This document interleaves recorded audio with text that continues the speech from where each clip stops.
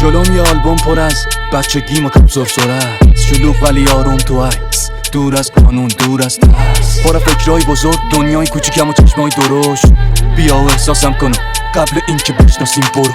پس من ننداشتم به همه بگو کج بودم کم داشتم، شاید دلت بخوادم باشم دست رو شونت با تو از جاشم، ولی من و این حرف رو هوا پرتی هوا سلنگی دماغ پایه میکنیم عکس تو خراب. تکون بده دستاتو برام برو، اینجا هیچی دیدنی نیست و ریخته ویترینم زمین. من پس این شیب لعنتی این پیشونی و کلی چین بی دلیل برمیام گرو. چند سال شده هر چند به هم نجور بذار یه روز که بکگراندمون لحظه های خوب بوده عکس بگیریم. هر روز صبح که خواب پا میشم میغلطم گربه‌مو میبینم، میبندم موهامو میشینم باز آینه رو برعکس میگیرم، یکم از عطر پیمان میزنم سایه سفید زیر چشمام میزنم، اخبارو میخونم و مچاله میکنم قهوه تازه رو تو فاله میکنم. گروم گروم توی سینم میکوبه میگه یه روز دیگه است، من توی سینم ساعت نمیخوام، مسابقه بردن و باختن نمیخوام، نفرت داره منو هارم میکنه، سردی آدمو داغم میکنه، این پای مغرور پر ادعا رو ول کنی برگر آدم میخوره.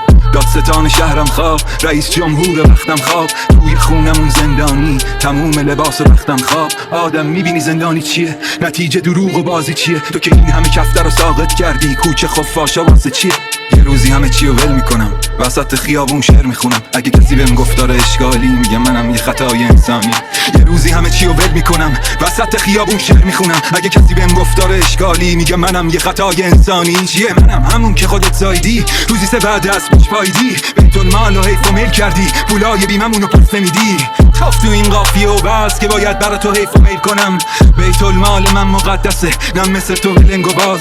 چشاتو درشت نکن آقا ما که زورمون نمیرسه به شماها، ولی به ترس از اون روزی که آخر بچت بگه کیو میگه تو این آهنگ.